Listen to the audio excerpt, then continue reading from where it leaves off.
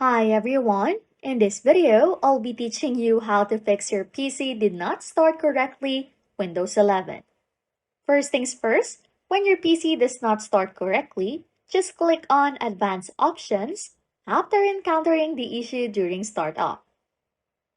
To do that, in the Troubleshoot menu, just select Advanced Option, then click on Command Prompt to access the command line interface. So here in the command prompt window, just input the following commands. First is sfc/scan now.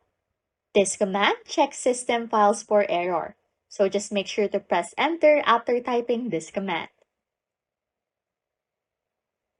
Next command is chkdsk/f/r, capital C, then colon. In here, capital C colon should be replaced with the letter of the drive where your Windows is installed. Also, just like the first one, make sure to enter after typing this command.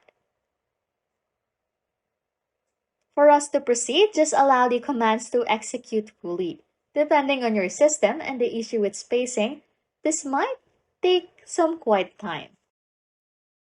But once the command have been executed and completed, close the command prompt window.